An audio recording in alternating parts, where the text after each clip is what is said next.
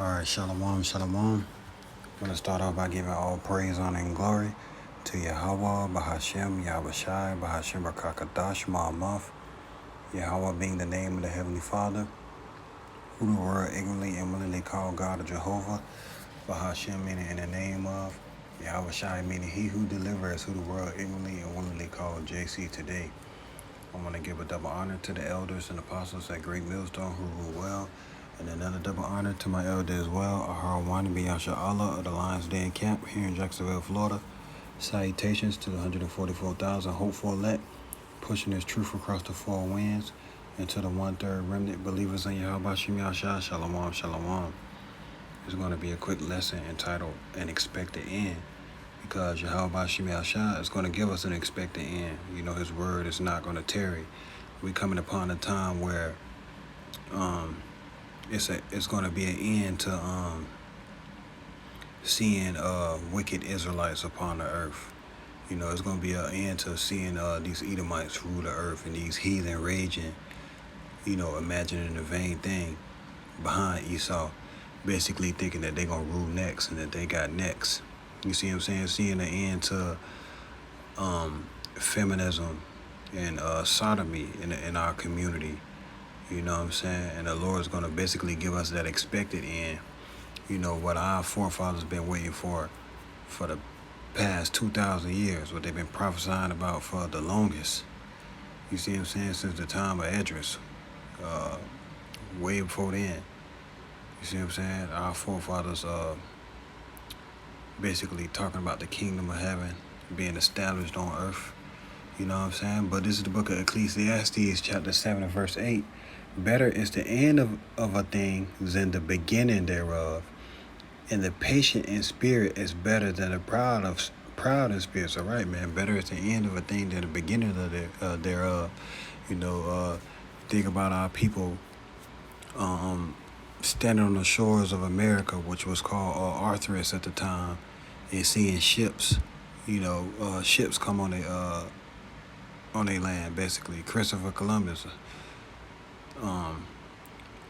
200 years after that, yeah, 1619. Well, a couple, like 100 something years after that, yeah, 1619, where the Southern tribe was basically brought here to the Americas on slave ships. You had the Northern tribe being sold from here to Europe, you know, Seville, Spain, all these places, you know.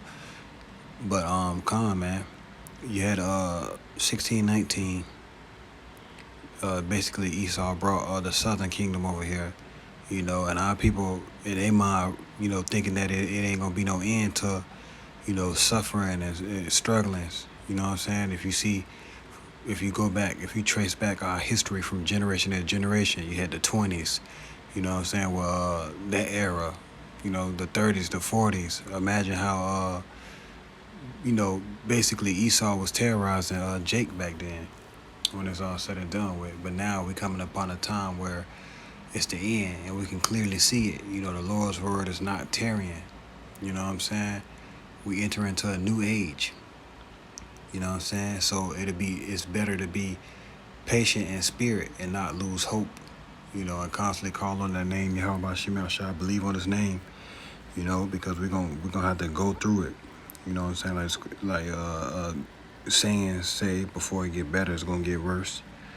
You know what I'm saying? We're gonna have to basically watch all our hell break loose, so we're gonna see the Lord completely crumble America, man, when it's all said and done with. But I'm gonna get this next precept in the book of Sirach, chapter 25, starting at verse 7. There be 9 things which I have judged in my heart to be happy, and the 10th I will utter with my tongue. A man that have joy of his children, and he that liveth to see the fall of his enemies. So right, man, we living to see the fall of our enemies. You know what I'm saying? If you date back 2,000 years ago to where our people was asking the Lord, Lord, at this time will you restore the kingdom to the Israelites? You know what I'm saying? Because back then you had the Romans in power. You see what I'm saying? But now, you know, we here in the last days, and we able to see the fall of our enemies. We able to see the curses being turned from Jake, you know, from Jacob to be going through it to Esau, because Esau, he got next. when it comes to these generational curses, according to the book of Deuteronomy, chapter 30 and verse 7. You see what I'm saying? But God, man, we seeing the Lord slightly lift these curses up off of us and putting them on Esau, Edom, to where they have now they struggling. You know what I'm saying? They the middle class falling. You know what I'm saying? And they realizing that they basically was duped. You see what I'm saying? They realizing that they got finesse.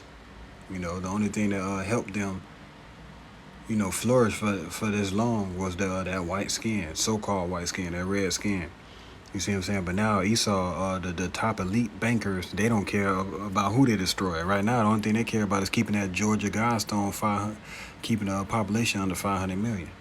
That's the only thing they care about. They don't care if they got to destroy their own people. You know what I'm saying? But man, we living to see the fall of our enemies, the ones that kept our nation down and oppressed us so much. You know what I'm saying? Basically, doing whatever they can to keep us in a lower state.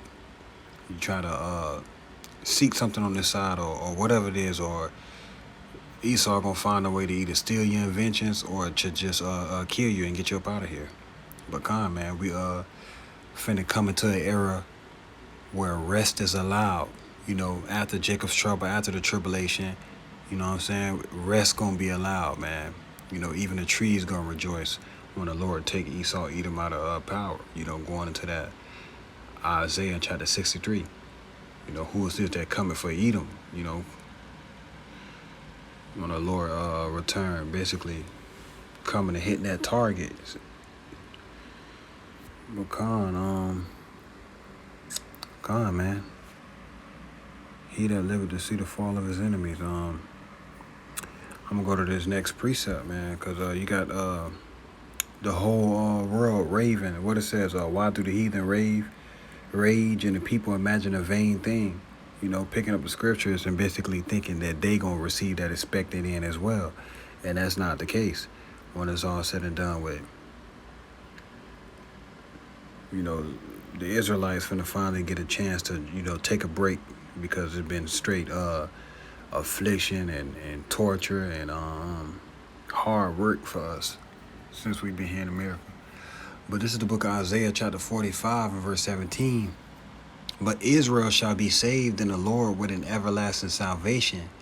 Ye shall not be ashamed nor confounded, world without end. So right, man, we're gonna be a world without end. We ain't gonna be ashamed nor confused about it. You know what I'm saying? When it's all said and done. That's why we constantly got our heads in these scriptures. You know, understanding that expected end and knowing that the Lord Yahweh Shem Shai, his word ain't gonna tarry. He gonna do what he say he gonna do. You know what I'm saying? But it says, yeah, world without end. For thus saith the Lord, Salakia, for thus saith the Lord that created the heavens, God himself that formed the earth and made it. He hath established it. He created it not in vain. He formed it to be inhabited. I am the Lord, and there is none else. All right, man, when it's all said and done, the Lord said he ain't create the earth in vain. He formed it to be inhabited when it's all said and done. But you got this devil, he'll try to put something in you to make you flop. And give up the ghost. You see what I'm saying? Basically, so he can build more military bases. You know what I'm saying? Causing you to not be able to get your 40 acres in a mule, because he got so much. He taking up so much space when it's all said and done with. But the Lord said he created it not in vain. He formed it to be inhabited. And who gonna inhabit it? The Israelites. This gonna be our inheritance. You know, but Esau, on the other hand, he got something else coming, and that's that what? Obadiah 1:18. He gonna be Obadiah 1:18, going back into Lamentations chapter, what's that? Isaiah chapter 14 and verse 21. Prepare slaughter for his children for the iniquity of his fathers, that they do not rise, nor possess the land, nor fill the face of the world with cities. You see what I'm saying? So he ain't created the earth to be inhabited by Esau. He gave him a time period to where he could rule, but now, you know, that time period is up. Like the scriptures say, he know it that his time is up. Isaiah chapter 12. You know what I'm saying? The Lord also said, it's a scripture where basically the Lord was saying he had appointed his bows that he cannot pass. So it ain't gonna be not 1 second past the Lord's mark where Esau gonna be ruling. Once the Lord throw him out of power, that's it for him. He's never gonna be in power again. Nobody's ever gonna be in power but Yahweh Shai and the Israelites. You know, us, the Lord willing, I'm part of that number. But the Lord have not created in vain, man. When it's all said and done, He gonna give us that expected end. We're gonna get to see the flowers and the trees bloom in a appointed time. You know what I'm saying? Get to see your children enjoy it. You know what I'm saying? You get to receive your inheritance and go back to your land and see these devils plucked up off your land. You see what I'm saying? Off our land. When it's all said and done with them in a pink city. But man, I'm gonna go to this next precept. You know, in the book of Revelations, chapter 21 and verse 1. And I saw a new heavens and a new earth, Salakia, and I saw a new heaven and a new earth, for the first heaven and the first earth were passed away, and there was no more sea. And I, John, saw the holy city, New Jerusalem, New Jerusalem, coming down from Yahweh out of heaven, prepared as a bride adorned for her husband. So right, man, when it's all said and done, you know, the first earth and the first heaven and the first earth will pass away. You know, ain't gonna be no more beast system. You know, NATO and the EU going to and from the earth, to and fro through the earth, seeking whom they may devour. You see what I'm saying? You gonna have that the Lord gonna beam his elect up, and then shortly after however long the Lord have it, you know, New Jerusalem gonna be coming out of that them chariots. You know, the 144,000 men in that spirit of Brightburn ready to take the world. You see what I'm saying? But man, it says, verse 3, and I heard a great voice out of heaven saying, behold, the tabernacle of God is with men, and he will dwell with them, and they shall be his people, and God himself shall be with them and be their God. Right, and it's talking about the Israelites. You see what I'm saying? Because you got to understand, Israel was scattered through all nations. So you're going to have Israelites, you know, basically looking like the heathen, you know, basically because we were scattered, man. We deal with women everywhere we go. And to be an Israelite, it's a bloodline, it's a seed line. You can't just wake up and be a whole damn Edomite and think that you finna come and build with us when it's all said and done with. You know, you can receive your blessing, we're gonna receive ours when it's time. You know, but the Lord is going to give us that expected end, so we're going to wait patiently when it's all said and done with. And it says, verse 4, and Yahweh shall wipe away all tears from their eyes, and there shall be no more death, neither sorrow, nor crying, neither shall there be any more pain, for the former things are passed away. So right, man, when it's all said and done, this is what we patiently waiting for. You know, let them Amalekites over there in our land with them big ass hats tell it. They're basically saying that they the people. You know what I'm saying? And the Lord already here, or once they got that false Messiah over there, and they over there trying to build a temple. So basically, man, the heathen raging and imagining a vain thing when it's all said and done with, man. You see what I'm saying? But the Lord said ain't gonna be no more sorrow, nor crying, ain't gonna be no more war. You see what I'm saying? In our land. You see what I'm saying? That's how you know those people over there are not the true Jews, because it's still a war. You know what I'm saying? And it says, yeah, the former things are passed away, right? All the death and violence that we see now, wicked Israelites roaming the streets, you know, being a part of that letter movement, women being feminists, you see what I'm saying? Men being simps. You see what I'm saying? Working for these devils day in and day out, where the devil can work you 20-something hours. You see what I'm saying? Not being able to have time for your children, not being able to have time for your family, man. You see what I'm saying? The Lord's going to give us an expected end. All these things are going to be, the former things are going to be passed away. Verse 5, and he that sat upon the throne said, behold, I make all things new. And he said unto me, write, for these words are faithful and true, are true and faithful. So right, when it's all said and done, man, you know, every word of the Lord, man, is true and faithful, man. So all these things are going to come to pass. You know, the Lord is going to give us that expected end, man. And I got one more precept, you know, to close it out. You know, in the book of Isaiah, chapter 65, and verse 24.